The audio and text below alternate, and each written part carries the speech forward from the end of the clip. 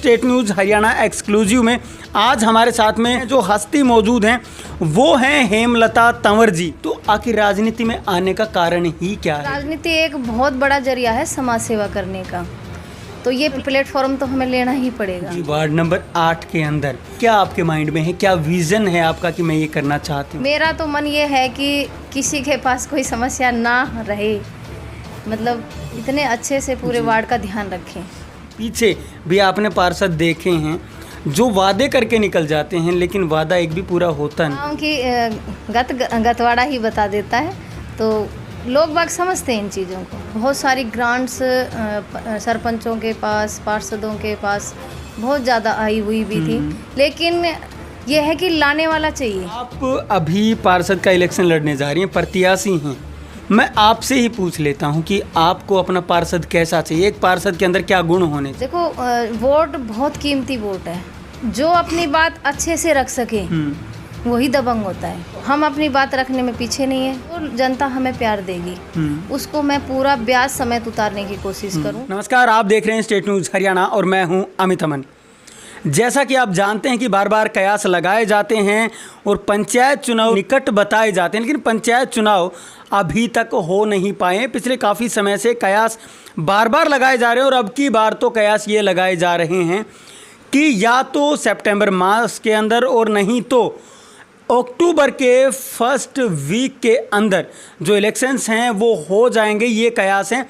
और ऐसे ही इसी कड़ी के अंदर हम लोग जो जिला परिषद के प्रत्याशी हैं उनके पास जाते हैं और उनके जो विजन्स हैं वो जानते हैं। तो स्टेट न्यूज़ हरियाणा एक्सक्लूसिव में आज हमारे साथ में जो शख्स मौजूद हैं, जो हस्ती मौजूद हैं, वो हैं हेमलता तंवर जी, जो कि वार्ड नंबर 8 रेवाड़ी से अब की बार प्रत्याशी हैं। चलिए इनसे हम बात कर लेते हैं।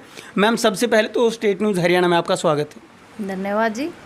मैम, आप ये बताएं कि इलेक्शंस की जो तैयारियां हैं वो आप कर चुकी हैं, प्रत्याशी के तौर पे मैदान में हैं, तो अगर बात की जाए तो राजनीति में आने की, तो आखिर राजनीति में आने का कारण ही क्या है, ये बताएं। देखिए, मैं राजनीति से नहीं, मैं तो समाज सेवा ही करना चाहती हूँ। ठीक है, राजनीति एक बहुत बड़ा जरिया है समाज सेवा करने का, तो ये प्लेटफॉर्म तो हमें लेना ही पड़ेगा और इससे ही हम लोगों के जो समस्याएं हैं उनको हम निजात दिला सकते हैं। अगर बात की जाए आपके वार्ड की, वार्ड नंबर 8 के अंदर, तो इसको लेकर के क्या आपके माइंड में है, क्या विज़न है आपका कि मैं ये करना चाहती हूँ इसके लिए? देखिए, सरकार वैसे तो हमारी जो भाजपा सरकार है बहुत ही अच्छा कार्य कर रही है और बहुत सारी ग्रांट्स सरपंचों के पास, पार्षदों के पास बहुत ज़्यादा आई हुई भी थी, लेकिन यह है कि लाने वाला चाहिए। तो मेरा पूरा ये रहेगा कि एक अपने वार्ड को बहुत ही स्वच्छ वार्ड बनाना चाहती हूँ, जिसमें कहीं भी गंदगी ना हो और हरा भरा हमारा वार्ड हो जी। किसी की मतलब कोई भी ऐसी समस्या ना हो कि भाई जिसके लिए लोगों को वहाँ ऊपर तक जाना पड़े जी। ये उनका समस्याओं का समाधान अपने ही वार्ड में हो जाए। एक तो मेरा सबसे बड़ा ये समाधान है, क्योंकि जब मैं लोगों से मिलती हूँ तो उनकी काफ़ी समस्याएं सामने आती हैं, छोटी छोटी समस्याएं हालांकि, लेकिन उन लोगों के लिए वो समस्याएं बहुत बड़ी हैं। अगर सार्वजनिक तौर पे समस्याएं देखें तो इस वार्ड के अंदर आप गांव-गांव घूमी भी होंगी, तो कौन कौन सी समस्याएं वैसे नज़र आ रही हैं आपको? देखिए, एक तो पानी की वैसे हमारी सरकार ने बहुत अच्छा काम कर रखा है, लेकिन फिर भी कहीं ना कहीं ये पार्षद वगैरह जो पिछले थे तो कुछ समस्याएं छूटी हुई हैं। उन समस्याओं का हमारे पास उनका बार बार आता है कि मैडम ये काम हमारा बाकी रह रहा है, ये भी नहीं हुआ है। कुछ सड़कें भी छूटी हुई हैं, कुछ पानी का भी है, कहीं तक पानी पहुंचा भी नहीं है, तो वो भी हमें पूरा कंप्लीट करवाना है।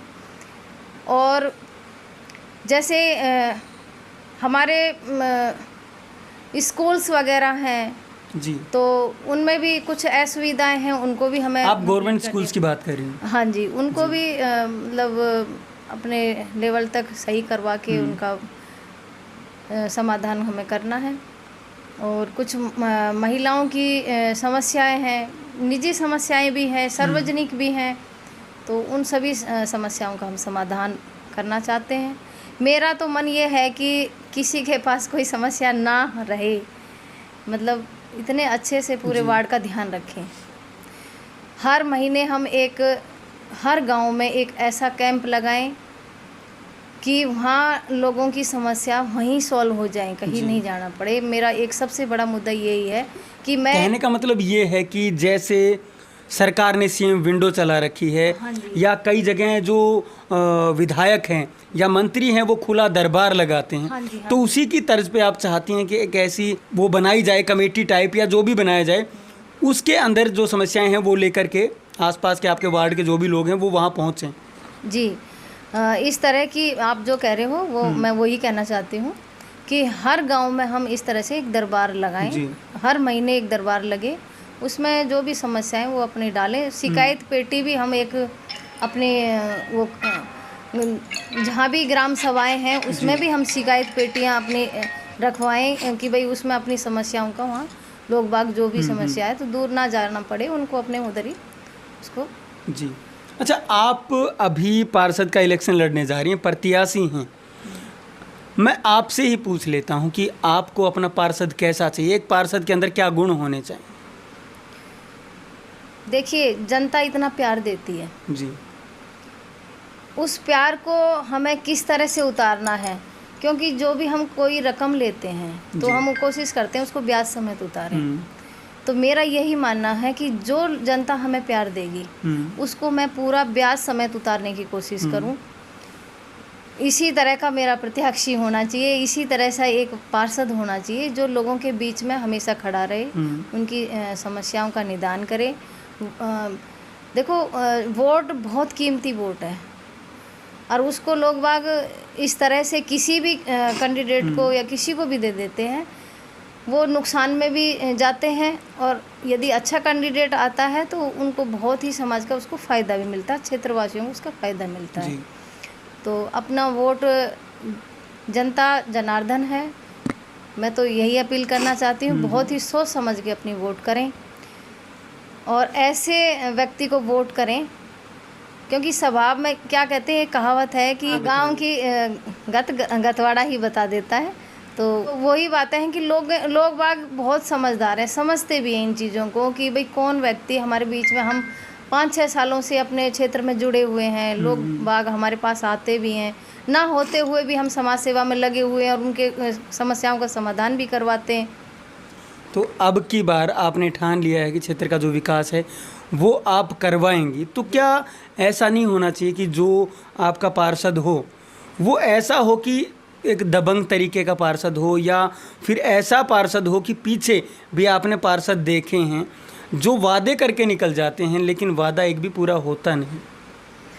देखिए, जो अपनी बात अच्छे से रख सके वही दबंग होता है। जी, तो हम अपनी बात रखने में पीछे नहीं है, हम किसी दबंगी में कम नहीं है। जी, ना, मेरा तो एक मानना है, मैंने जो ठान लिया वो ठान लिया, उसकी जहाँ हद तक मुझे जाना पड़े मैं उस वादे को पूरा करती हूँ। जी, मेरा ये स्वाभाविक समझो आप, चाहे कुछ भी समझो, मेरे मतलब स्वभाव में ही ये बनता है कि मैं या तो वादा करती नहीं, यदि करती हूँ तो उसको पूरा करती हूँ। जी। अच्छा, वार्ड नंबर 8 की जनता को क्या कहना चाहती हैं, क्या संदेश देंगे? मैं पूरी अपने वार्ड नंबर 8 की जनता को यही संदेश देना चाहती हूँ कि आप अपना वोट बहुत ही सोच समझ के करें और ऐसे प्रत्याशी को वोट करें जो आप लोगों के बीच में रहे और आपकी समस्याओं का समाधान करवा पाए। जी मैम, अपना कीमती समय देने के लिए आपका बहुत बहुत धन्यवाद। जी, आपका भी मैं बहुत बहुत धन्यवाद करती हूँ कि आज ये टीम हमारे पास यहाँ पहुँची इंटरव्यू लेने के लिए।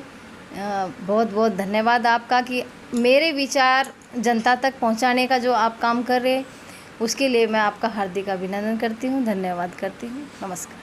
तो हेमलता जी जो कि वार्ड नंबर 8 से प्रत्याशी हैं अब की बार, लेकिन ऐसे ही और भी प्रत्याशी आपके घर पे ज़रूर आएंगे वोट मांगने के लिए।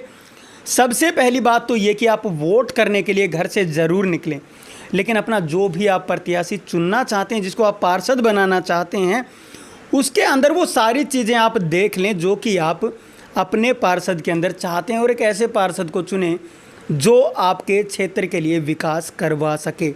नमस्कार, धन्यवाद, जय हिंद, जय भारत।